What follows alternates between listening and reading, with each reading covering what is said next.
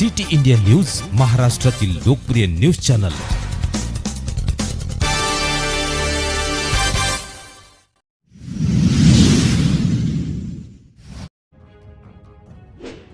कळमेश्वर येथे 536 कर्करोग संशयितांची तपासणी। कॅन्सर मुक्त अभियान अंतर्गत मोठा उपक्रम। कर्करोग निर्मूलनासाठी जनजागृती आणि उपचार सेवा हे कार्य भविष्यातही सुरू राहणार असल्याचं आमदार डॉक्टर आशिषराव देशमुख यांचे स्पष्ट मत।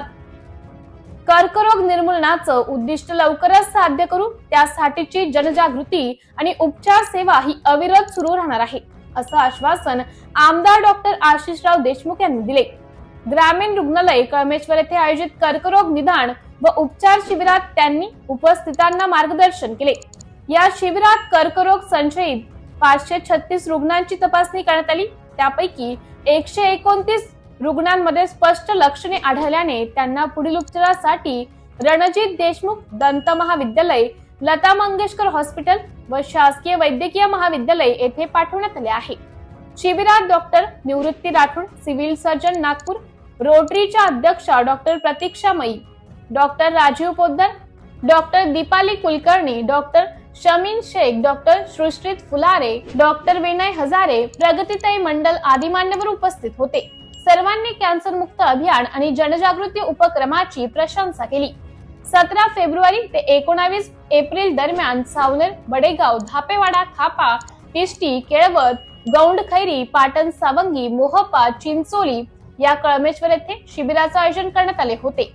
आशा वर्कर, अंगणवाडी सेविका, परिचारिका यांच्या मदतीने घरोघरी जाऊन जनजागृती करण्यात आली।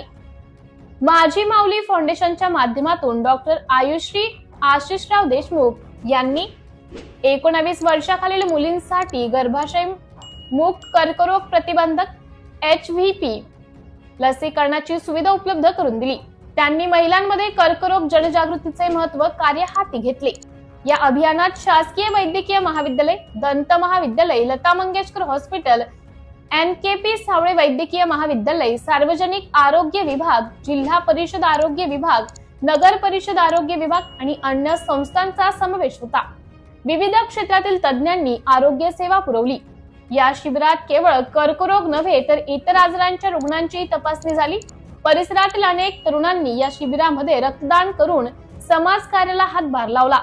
सिटी इंडिया न्यूज साठी उपसंपादक मंगेश गमे, नागपूर ग्रामीण।